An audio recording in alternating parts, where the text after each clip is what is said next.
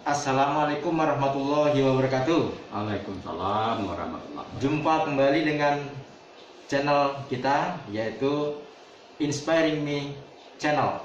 Bersama saya Trijoko Priyatmo. Kali ini kita bersama tokoh Kominfo dari Kabupaten Sijung, Bapak Rizal Effendi SE. Selamat pagi, Pak. Pagi, Apa kabar, Pak? baik. Alhamdulillah. Pada kesempatan hari ini kita akan membicarakan mengenai sesuatu hal yang menginspirasi kita semua, sehingganya kita semua bisa mengambil pelajaran dari apa yang kita bicarakan, kemudian bisa menjadi inspirasi untuk kehidupan kita yang lebih baik lagi. Bukan begitu, Pak? Mungkin bisa di-sharing pada kami, Pak, salah satu bukunya yang menginspirasi Bapak gitu, Pak. Sebetulnya inspirasi itu sudah banyak dari berbagai buku, tapi ada dari gerakan revolusi mental yang digaungkan beberapa tahun terakhir. Itu ada bukunya yang cocok untuk mengangkat ini, literasi ini. Ada namanya Mindful Parenting. Itu memang diupas menyangkut dengan perilaku. Jadi bukunya namanya Mindful Parenting. Ya. Kalau boleh diperlihatkan pada pemirsa, Pak, bukunya, Pak. Boleh. Nih, Mindful Parenting, Pak, ya. Ya, Karangan ini karangan ya, Pak. Meli Ananya Kiom. Aha. Terbit tahun 2014, Pak, ya. Itu memang ini adalah buku dari Gerakan Nasional Revolusi Mental.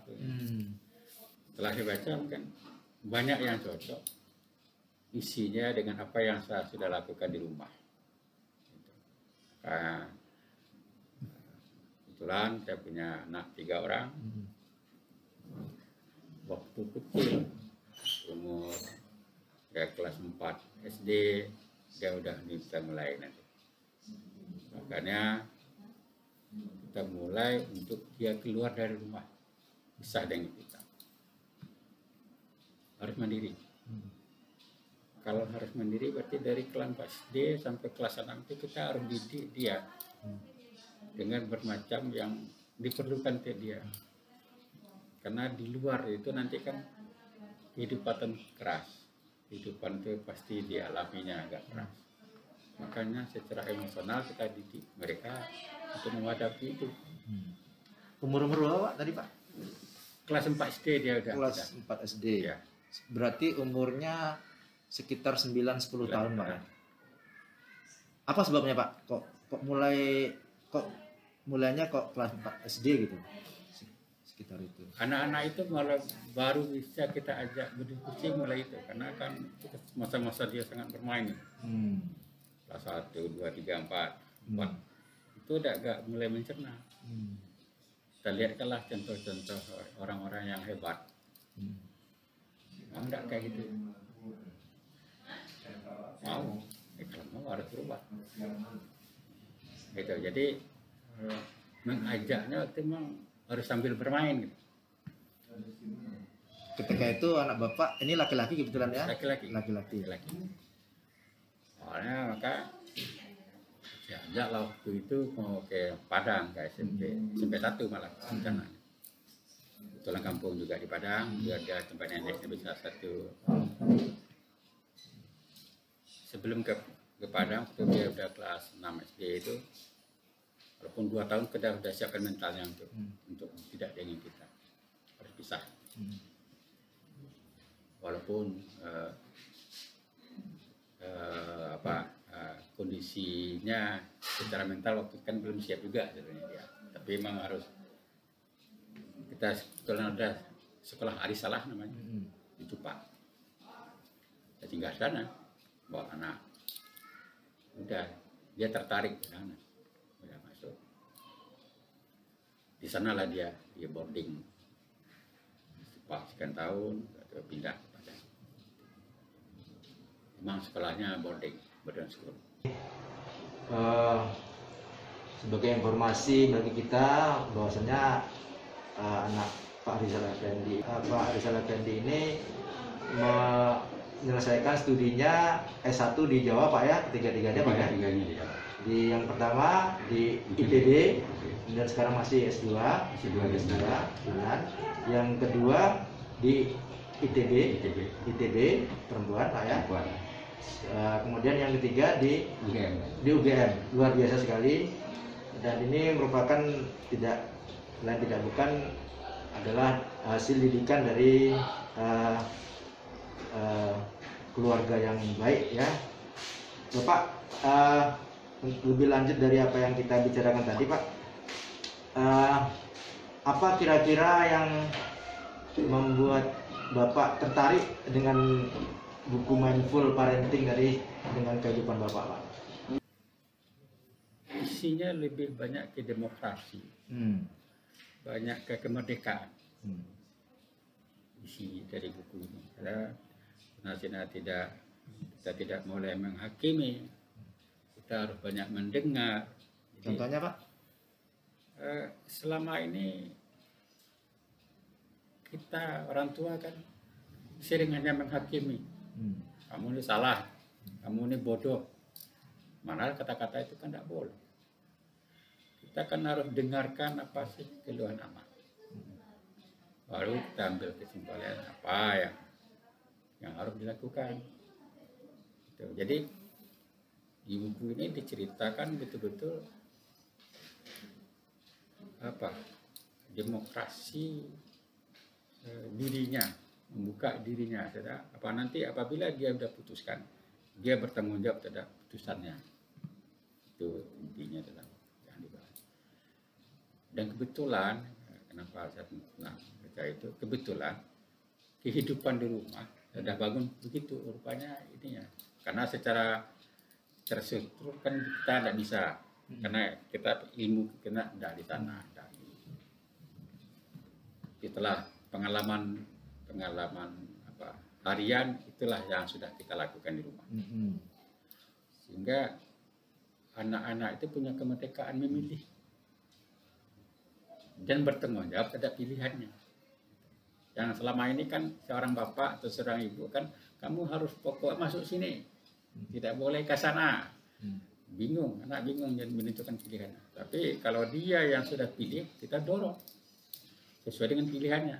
Nah itu yang harus maka digerakkan revolusi mental. Itu kan merupakan gerakan revolusi mental. Memang itu yang harus kita lakukan. Baik Pak, untuk memilih suatu sekolah contohnya Pak ya. Di sini ada kemerdekaan kepada anak gitu kan.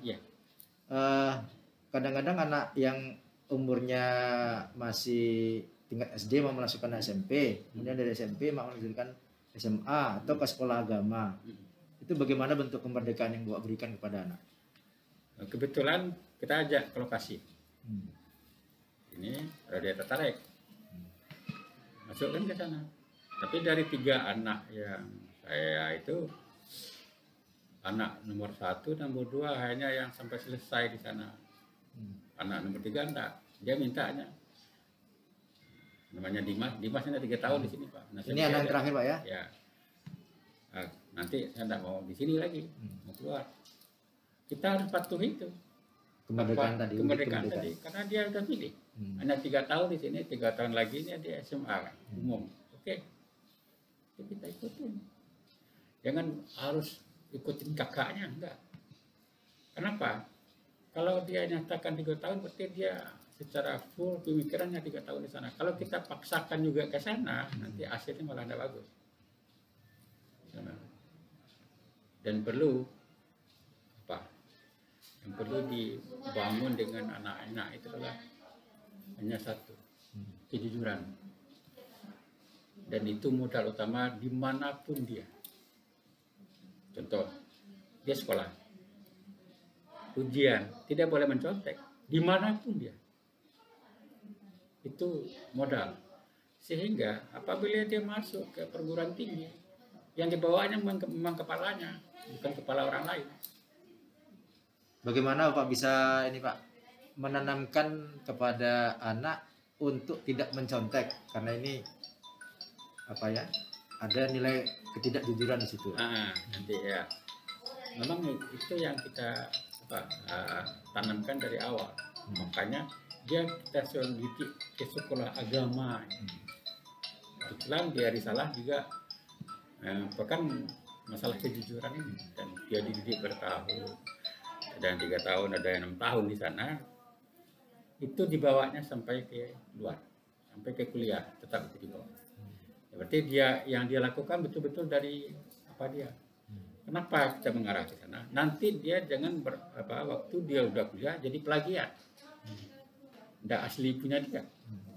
Kan lebih berbahaya lagi jadi manusia yang plagiat dia nantinya. Itu yang sudah dibangun dia. Kondisinya begitu. Sehingga sekarang dimanapun dia adalah dengan jati dirinya sendiri. Jadi memang buku ini banyak mengandung itu perubahan mental ya, revolusi mental yang dia. Dan kebetulan cocok dengan apa yang sudah kita bangun.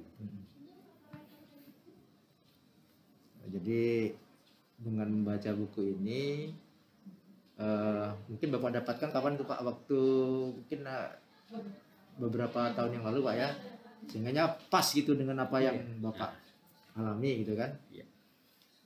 Dari kemerdekaan kemudian kejujuran itu dibalut ini dalam apa Pak ya, dalam parenting gitu Pak ya. Apalagi kira-kira Pak yang lainnya selain demokrasi, kejujuran yang bisa di-share kepada kami gitu Pak. Iya itu di luar itu memang harus kita harus banyak mendengarkan dan tidak menghakimi.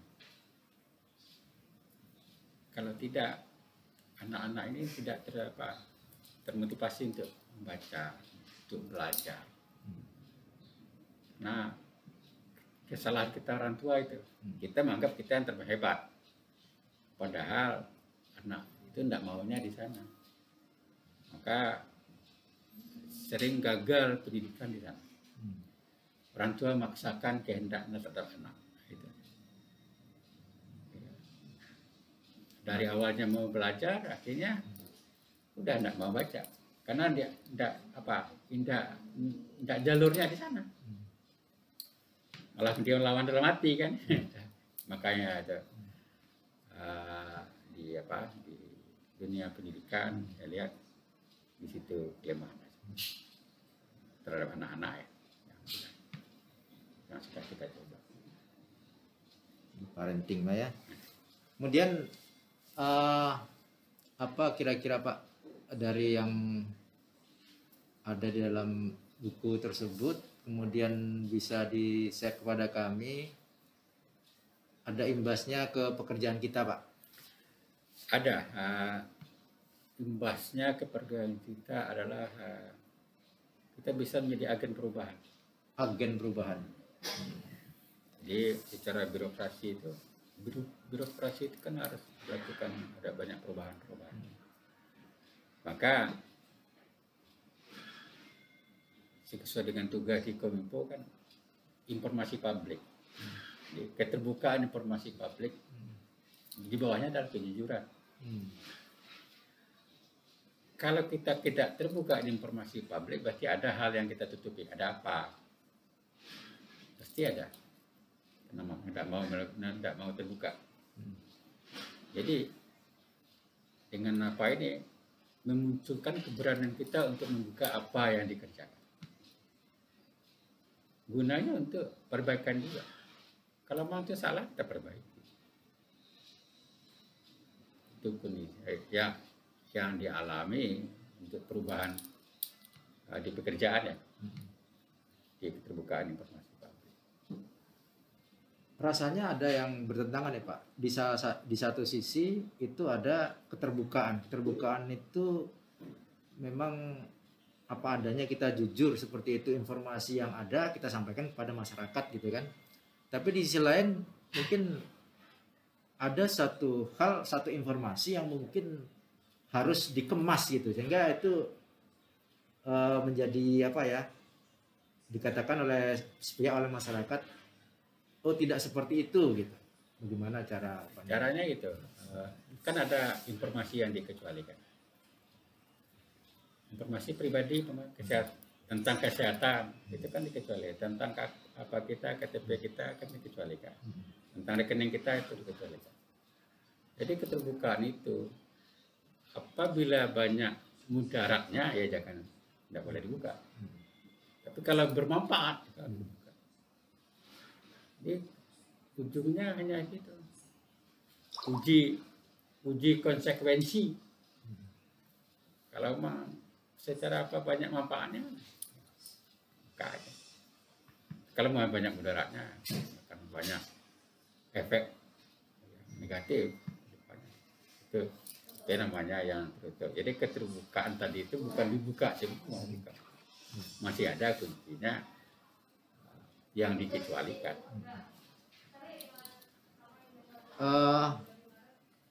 Bagi Bapak, bagaimana Pak mengenai anak-anak ini? Kembali lagi ke buku tadi Pak mengenai parenting. Apa nilai dari pendapat Bapak mengenai pentingnya keluarga bagi Bapak? Pentingnya keluarga itu seluruhnya kita bangun itu dari rumah.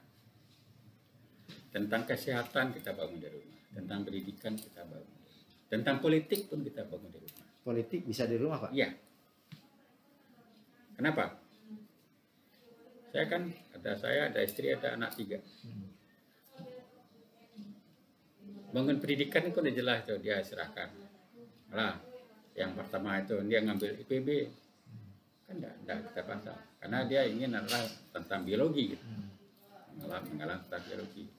Dia bilang jurusan proteksi tanaman. Sampai sekarang dia tanam. Kayak anak nomor 2, dia akan menguasai kebumian. Dia harus masuk ITB. Itu kan pendidikan dari rumah ya. Kalau dia udah kata dia apa usaha untuk masuk sana, masuklah dia walaupun cewek, saya melarang, kamu cewek loh. Katanya cewek kan juga punya kemampuan, masuklah dia ke kebumian dengan jurusannya geodesi, masalah peta-peta bumi segala macam. Yang kecil gitu juga, dia pengennya elektronika, masuk dia di UGM jurusan elektronika aja. Dan memang dia bekerja di bidang itulah sesuai dengan bidangnya. Kalau yang besar sekarang dia masih lanjut S2, yang nomor 2 malah konsultan, memang di bidang itu tata ruang, memang bidang dia UGM ya? Ya, dia ITB ya, dia yang ITB. Tata ruang. Sekarang jadi konsultan, ikut dengan para dosennya di ITB tentang tata ruang sampai sekarang. Jadi dia bekerja sesuai dengan keinginannya. Dia waktu itu cita-citanya waktu SMA saya juga nggak kenal dengan kondisi kita COVID dan sekarang virtual sekarang. Waktu itu dia katanya saya mau nanti kerja bisa di rumah. Saya bingung, masa kerja di rumah? Mana orang bisa kerja di rumah? Orang harus ke pabrik, harus ke kantor, harus ke sawah. Mana bisa ada? Besok itu akan muncul saatnya bisa bekerja di rumah, bisa bekerja sambil makan, bisa bekerja sambil yang lain. Sekarang buktinya ya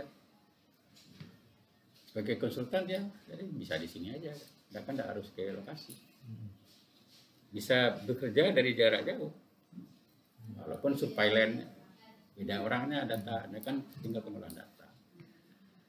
Itu mulai dari pendidikan di rumah. Nah, politik juga begitu dari rumah. Ya tidak paksa mereka harus partai ini kita. 5 orang di rumah mungkin 5 juga partainya. Karena itu kebebasan berdemokrasi. Makanya pendidikan itu mulai dari rumah, kesehatan itu mulai dari rumah. Kayak kenapa dimulai dari rumah? Asupan, karena sekarang stunting ya.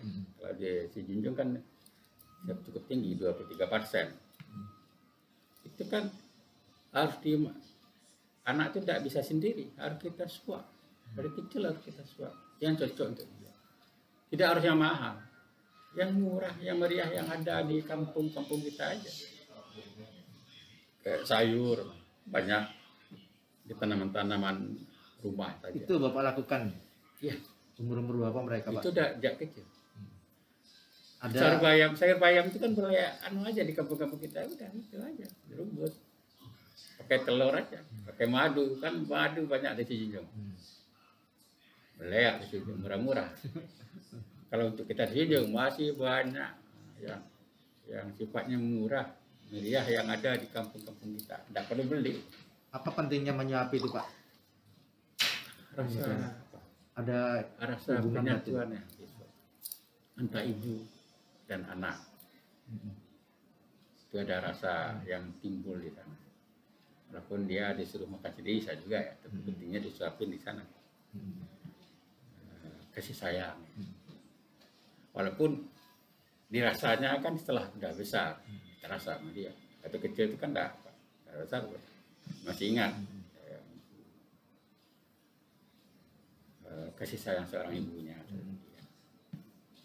Bagaimana, Pak? Ini kalau dari tiga anak Bapak itu semuanya merantau jauh, nak? Iya. Ke Jawa. Jadi sejak kecil juga sudah ke Padang kan, pisah dengan orang tua kan? Ya. Bagaimana Bapak memberikan sifat mandiri kepada anak? Kan ada juga yang menolak anak itu untuk pisah dari keluarga kan gitu, maunya dekat mamanya. Dekat dengan mama. Bapak, yang kita ajarin sejak kelas SMP, kelas 1, kelas 4 SD itu udah. Kebetulan kita udah berhasil dengan abangnya, yang kakak ikut. Ya, banyak. Yang nomor 3 juga ikut, walaupun dia punya batasan, hanya 3 tahun. Kedepannya enggak, ya udah. Jadi memang jadi motor penggeraknya anak-anak pertama. Yang kedua tuh akan ikut jalur yang kakak. Nah, enggak gitu susah untuk memberikan pengertian. Mungkin kebetulan yang anak Bapak ini pintar-pintar ketiga-tiganya, Pak ya. Apakah ada perbedaan di antara mereka? Soalnya yang kebanyakan dari keluarga-keluarga kita ini, satu anak dengan anak yang lainnya berbeda. Yang satu misalnya yang pertama pintar, memang kan bisa sekolah di situ. Kemudian yang kedua agak kurang atau tidak sama dengan kakaknya gitu. Bagaimana caranya untuk membina mereka ini, Pak? Kebetulan tiga-tiganya beda karakter. Karakter beda ya. Karakter. Yang kalau yang pembaca buku itu malah yang perempuan, cewek. Itu yang nyelimet. Yang besar malah orangnya santai kali. Santai. Jadi emang dan kebetulan kemampuan intelektualnya tidak berapa beda, kebetulan saja memang asupan gizi dari kecil itu yang menjadi tolak ukur untuk asupan gizi maksudnya, Pak? Pokoknya waktu kecil kita hanya pakai telur itu aja. Kalau kampung telur itik aja, sama bayam macam apa, sama madu gitu. Untuk apa otak itu saja. Jadi tidak bayar mahal pakai instan dah ada yang instan. Kita pas sendiri waktu itu, kita bikin sendiri waktu itu, yang ada di kampung saja, yang ada di Sijunjung saja. Jadi contohnya itulah, karena asupannya itu cukup membantu terhadap intelektualnya.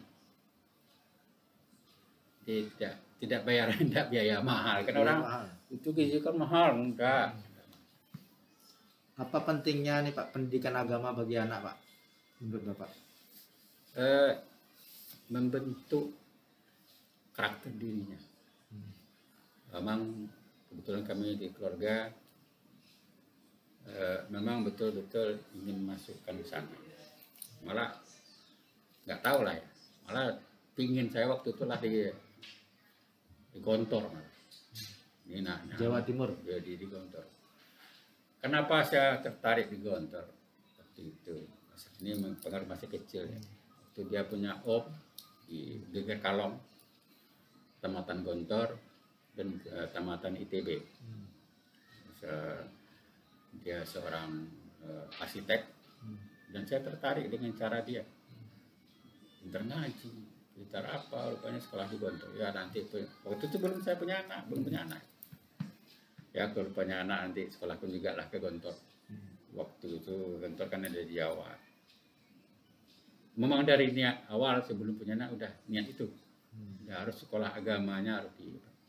Karena sekolah agamanya nih kuat, nanti yang sekolah umumnya akan itu yang menjadikan motivasi kenapa dia disekolahkan ke agama itu sebelum punya anak.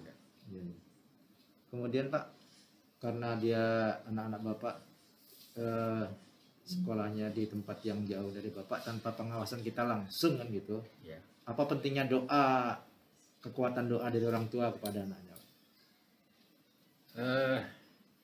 Makanya kita juga harus mengolah diri kepada Allah. Memang doa orang tua, apalagi doa ibunya, sangat penting. Jadi banyak berdoalah waktu kita sholat. Doanya kapan? Waktu kita sujud. Sujud itu minta kepada Allah. Apa Keadaan paling dekat kita? Iya. Allah. Atau waktu kepala kita di bumi itu kan udah tumpahkan semua pada Allah, serahkan semua. Kesehatannya, keselamatannya. Karena kita tidak bisa bantu dia. Mungkin orang lain yang akan bantu dia. Allah pasti menurunkan orang-orang yang akan bisa bantu. Ada yang melindungi dia saat kita jauh. Nah, dan itu dialami sendiri oleh anak saya yang sedang kuliah di ITB itu. Dia sakit waktu itu, sakit DBD. Saya jauh, dia DBD. Malah dia waktu masanya udah ikut sidang gitu, sidang terakhir. Yang bantu siapa? Orang-orang di sana kan, orang-orang dekat di sana yang bantu.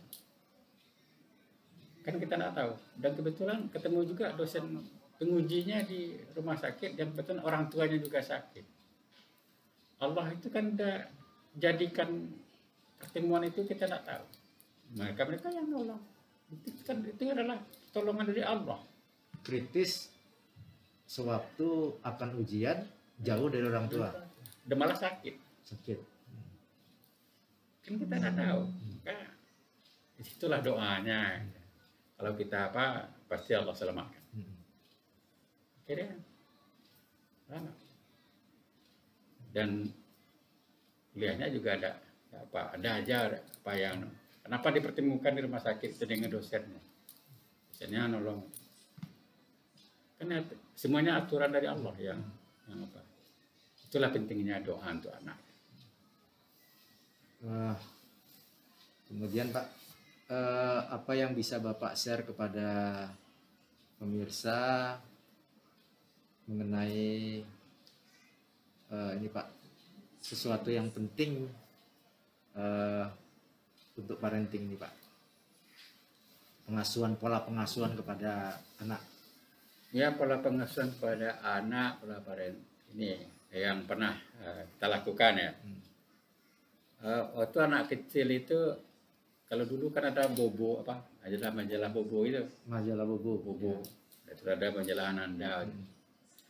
Dengan itu waktu kecil banyak. Kalau dia belum bisa baca, kita bacakan. Bacakan dongeng-dongeng yang inspirasi dia. Memang kita yang bacakan. Kita luangkan waktu. Iya. Memang harus diluangkan waktu. Nah, itu. Jadi tumbuhlah minat. Ya. Memang kalau dari rumah itu yang sudah kita praktekkan. Gitu. Satu lagi Pak, apa kira-kira tantangan ke depan bagi orang tua yang ada sekarang ini Pak, yang harus kita antisipasi? Kalau tentang ke depan memang cukup berat karena zamannya milenial ya, industri 4.0. Di sana banyak manfaat, tapi banyak juga mudaratnya. Kalau orang tua enggak pandai-pandai menyikapi ini, Pak. Kalau orang tua enggak pandai, lingkungan yang tak minta tolongi. apa, kan orang tuanya gaptek, nggak ngerti lingkungan lah. Jadi di lingkungan kecil-kecil itu perlu kebersamaan. Kadang-kadang kebersamaan yang kurang, Pak. Anak si A dibiarkan aja. Seharusnya kan ini muncul rasa gotong royong kembali dengan pola yang berbeda. Ini sekarang kan gotong royong itu yang sudah nilai-nilai gotong royong itu yang sudah nggak susah. Tapi kalau itu dilakukan, Pak, insya Allah anak-anak itu bisa selamat. Walaupun dunia sekarang ini sangat luar biasa kecepatan teknologinya. Kalau kita bergotong royong menyelamatkan ini. Jadi tidak bisa kita sendirian dalam menyelamatkan keluarga kita, tapi kita butuh orang lain, hubungan dan kebersamaan dengan orang lain ya, membentuk suatu kelompok. Iya, butuh itu gitu. Ya. Tidak bisa kita individu. Kenapa dunia itu sekarang udah di kamar dia? Kita kadang nggak tahu apa yang dikerjakan dia kan. Kalau tidak bergabung itu nggak sekata. Berkolaborasi. Itu yang kita. Contohnya Pak, kolaborasi itu seperti apa Pak? Namanya di kampung A, kalau ada rasa hormat dengan orang lain kita harus gabungan. Karena kan itu yang jauh kan. Kalau otomatis kalau udah rasa hormatnya orang tetangganya pasti bisa mengingatkan juga. Kalau dia berbuat yang nggak kurang baik lah, kan, biar tidak jauh nyimpang. Jadi intinya kita tidak bisa sendirian untuk membina anak-anak kita, tapi kita butuh informasi yang menyeluruh, bekerja sama dengan orang lain Pak ya. Iya. Sehingga kita bisa membentuk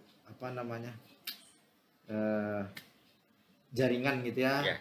Sehingga informasi ini bisa kita dapatkan dari berbagai macam sumber gitu Pak ya. Iya. Tidak terasa Pak, kita sudah cukup banyak bercerita dan ngobrol mengenai parenting, kemudian dari pola pengasuhan anak, kemudian bagaimana cara mendidik anak. Ada intinya tadi mengenai pentingnya membaca buku. Apa yang ingin Bapak sampaikan sebagai pointer dari apa yang pertemuan kita ini Pak, untuk bisa di-sharing kepada pemirsa Pak? Oh ya, terima kasih. Mungkin apa yang sudah kita bicara santai tadi, poin yang perlu yang jadi pokoknya adalah membangun karakter anak. Karakternya harus kita bangun yang mulai dari rumah. Itu poin yang penting sekali, memang tentang sikapnya, kejujurannya, dan apa yang sudah dipilihnya harus dipertanggungjawabkan dari rumah. Mudah-mudahan kalau itu kita laksanakan, dengan banyak keluarga akan muncullah negara ini, kampung kita ini lagi lebih baik. Demikian tadi wawancara santai kita bersama dengan Kepala Dinas Kominfo Kabupaten Sijunjung. Sekian, assalamualaikum warahmatullahi wabarakatuh.